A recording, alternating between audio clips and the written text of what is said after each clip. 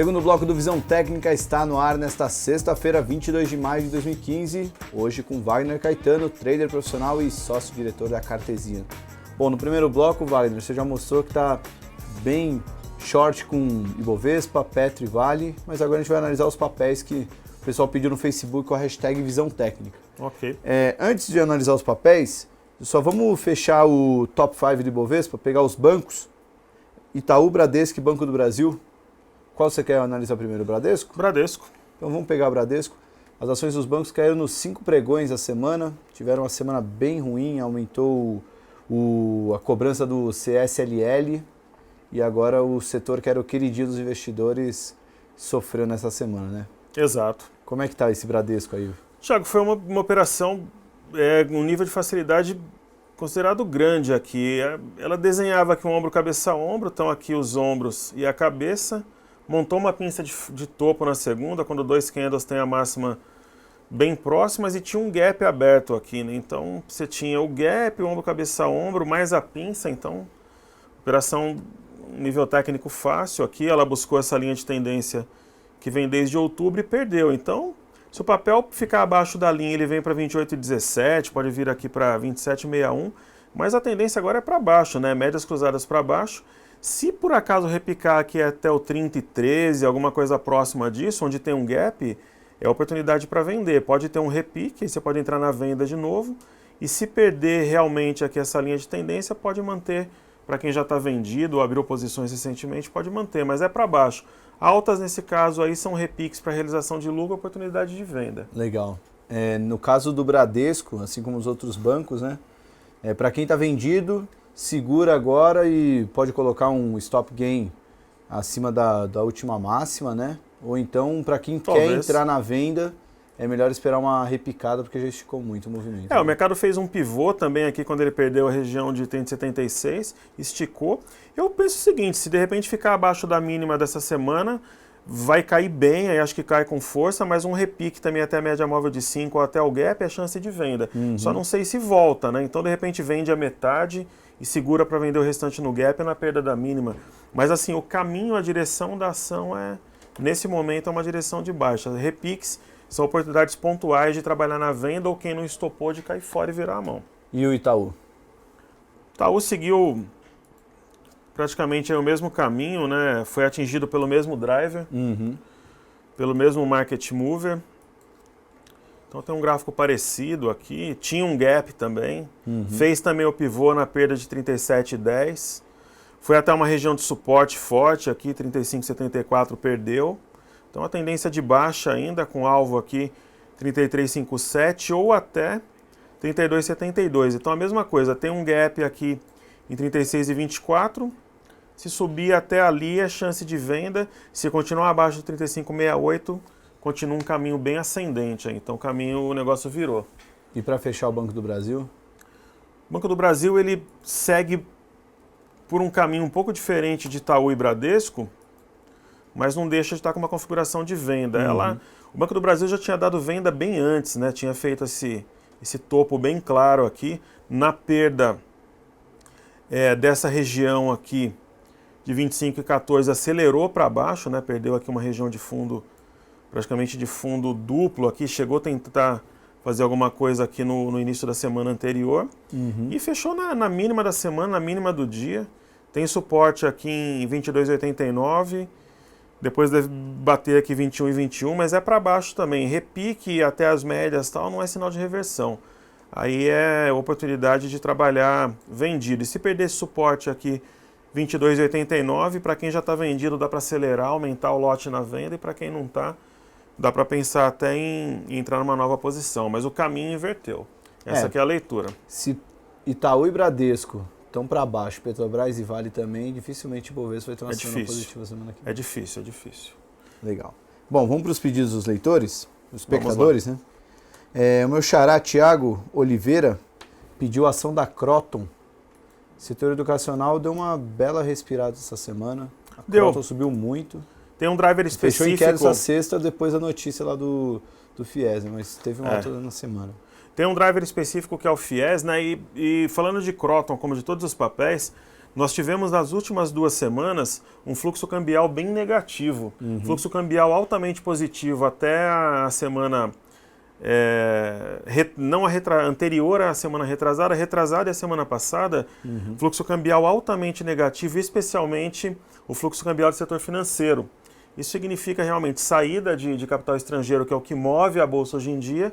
Então, a queda de semana passada e dessa semana especificamente eram quedas previsíveis já, porque o que está sustentando é fluxo descolado dos fundamentos, né?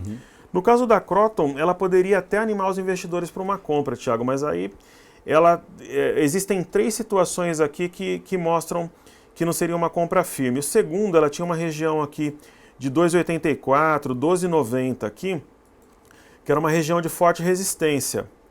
Então ela era uma região forte aqui já que vinha há algum tempo. Ela tentou romper essa região hoje e ela voltou deixando uma sombra superior muito longa. Isso daqui é sinal de rompimento falso. O próprio candle de hoje é uma estrela cadente, que é um candle de reversão. E se ela realmente sustentasse acima dos 12,50, que ela rompeu ontem fechando a 12,68, ela faria um pivô de alta. Só que hoje ela já fechou abaixo dos 12,50. Então tem o rompimento falso de uma resistência importante, tem o rompimento falso do pivô e uma estrela cadente. Então é interessante para quem realizou lucro ou pode realizar, colocar o lucro no bolso, que ela tem 3 sinais aí de queda para o curto prazo. Legal. Pedido do Maurício Milan, na verdade são 2 ações, Gol e Usiminas. Gol, desde que eu fiz o meu último treinamento, que eu fiz uma turma no final de março, aí ela está no mesmo patamar, né? Então a Gol deu a porrada, ela caiu, saiu o balanço, ela nem se sustenta acima da região aqui de 11,10, 11,11, como ela também não perde esse movimento lateral. O que eu diria aqui? Às vezes a ação, ela cai, ela estaciona, e quando ela perde a mínima do movimento, que seria 7,33, ela replica essa perna.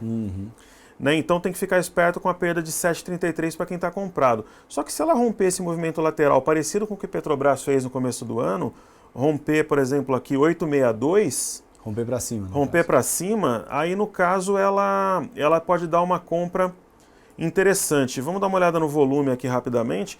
Se tiver de repente aqui um candle de alta com volume relevante, o investidor já pode arriscar uma compra. O setor, a ação da Gol historicamente é volátil, né? Então você vê um comportamento tão entre 2 bandas tão estreitas, alguma coisa deve vir, né? Ou uma queda muito forte. Ou uma queda muito forte ou uma alta muito forte. Lembrando que ela é inversamente proporcional ao preço do petróleo. Sim, o custo dela, mais a metade do custo dela é combustível, né? Exatamente. Então está completamente relacionado. Só não dá para replicar essa perna de queda, senão ela vai para 0, né, Wagner? Que ela foi lá de 16 para 7 reais, mas deve cair bastante se ela... Deve cair bastante, pelo menos parcial. Aqui, mas de repente, imagina, por exemplo, que o petróleo comece a cair de forma expressiva, os fundos sempre alocam numa queda dinheiro em alguma ação ou num grupo de ações. De repente a gente vê um candle de força aqui com volume, começa a romper essa região, pode ser uma opção para compra. Sim. A Gol, ela desde o ano passado, uns movimentos muito esticados, né? Ela teve uma alta muito forte, agora no começo desse ano, você vê de janeiro para março no gráfico, uma queda muito forte, de 16 para 7, é mais de 50%. E o que a gente percebe aqui no gráfico é que depois do balanço tem um desinteresse muito grande pela ação. O volume financeiro diminuiu drasticamente, né? Candles pequenos, com volume mais baixo. Eu não acho que é uma opção boa nem para compra nem para venda. Tem coisa muito melhor, tanto para vender quanto para comprar, na minha opinião.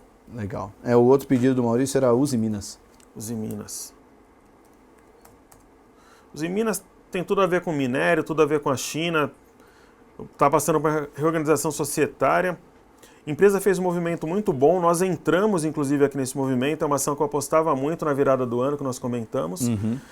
Ela chegou a bater aqui R$7, que era uma região de alvo, né? O alvo era 7,15, ela chegou a bater 7,3, depois desse dia bateu 7,09, engolfou esse candle aqui e acionou uma venda muito clara, né? Então no momento, papel abaixo das médias, perdendo suportes, com um gap aberto aqui onde eu circulei, então ela deve perder essa mínima aqui nos 5,12 e buscar aqui os 4,50. Se ela romper 5,63, ela pode dar uma animada aqui na compra, porque ela tem uma região livre para subir até os 6,41, mas é um cenário improvável.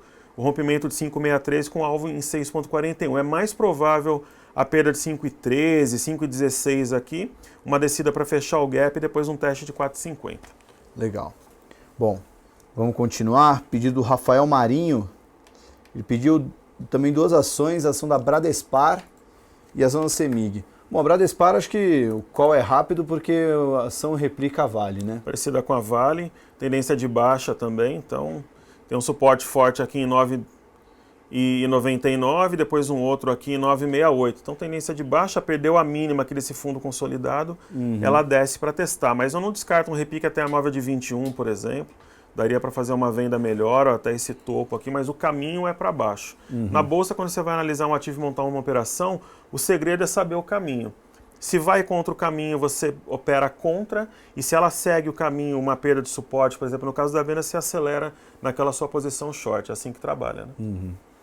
E a ação da CEMIG? O setor elétrico voltou a ficar em evidência essa semana, né? Foi, o setor elétrico vai ter que absorver uma perda de 13 bilhões, é um setor que tinha, com a melhora aí das chuvas, de alguns fundamentos e tal, tinha subido muito, né? A CEMIG era uma ação que nós tínhamos, a gente comentou sobre ela também na virada do ano, só que chegou no ponto aqui de realização de lucros, ela bateu numa região de objetivo mesmo, e não consegue passar aqui os R$16, ela deu venda, né? Então a CEMIG, no momento, estão com as médias cruzando para baixo, perdeu aqui os 13,82, ela volta aqui para a região de 17,80, 17,70 aqui, com potencial de desenvolver uma boa parte aqui, de devolver uma boa parte dessa queda. Mas não é um setor dos piores, não. Eu acho que, de repente, para longo prazo, uma correção seria um sinal de entrada muito claro, como eu acho que Sabesp também pode dar uma entrada muito clara aí para quem faz posições de médio e longo prazo. Sabesp, CEMIG, é um setor, por exemplo, que eu não tenho restrições, diferente de alguns outros aí.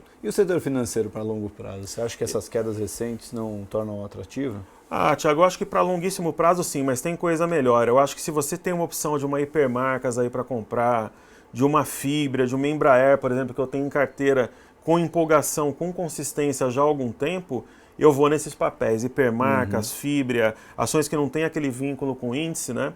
Hipermarcas, Fibra e Embraer são minhas prediletas no momento. E se você me pedir algumas segundas opções, eu falaria em Sabesp, por exemplo, falaria de repente numa Duratex, de repente uma Eco Rodovias. Eu acho que são ações que elas não têm aquela tensão de quando o índice cai com market movers globais ou market movers internos que sejam, e elas têm um risco-retorno menor. Então, se o investidor vai se posicionar, eu acho bacana se expor em alguma coisa que suba com o dólar ou que não tenha um beta tão intrínseco em relação ao Ibovespa. É a forma que eu penso no momento. Legal. Essa questão do beta com o Ibovespa, principalmente para Itaú e Bradesco, que hoje são os principais papéis do índice, né? Não tem jeito, se o investidor vai sair daqui, ele vai tirar o que tem maior correlação com o índice. Exatamente, ações mais líquidas com relação a um beta íntimo em relação ao Ibovespa, né? Vamos fechar os pedidos com... Eu vou pedir para analisar os dois papéis que o Leandro Vlach pediu, porque um papel muito bom, que é BVMF3, só que o outro BR Malls, ele falou que está tomando um suadouro com essa ação, então vamos fazer uma análise rapidinha dos dois. BMF3 deu uma venda clara aqui no curto prazo, né? Fez um topo duplo aqui, perdeu o eixo do topo aqui, que era a região de 10,07, e vem fazendo topos e fundos ascendentes. O papel é para baixo, né? Então, é aquela história. Perdeu a mínima que ela acelera, que foi a mínima de hoje da semana, 11,55. Acho que o papel tem grandes chances aqui de vir testar os 10,50, porque tanto foi um fundo que impulsionou uma grande alta aqui a partir de março, quanto tinha sido um topo anterior que gerou uma grande baixa. Então, para mim, o alvo é entre 10,50 e 10,80. Operação short é interessante, tem o papel para alugar, papel barato, né? Então aí BMF é para baixo também. Tá bem vendido, hein, Wagner? Tá difícil achar alguma coisa para comprar no Na verdade, prazo, eu tô bem comprado. Eu tô vendido violentamente no mini índice e comprado no dólar. E tô comprado em algumas ações também. Eu tenho uma quantidade de Embraer muito forte na carteira. Mas isso mais para longo prazo, né? Não, são ações que estão pro curto e pro médio prazo. Embraer, Hipermarcas, Fibra estão a todo vapor na compra.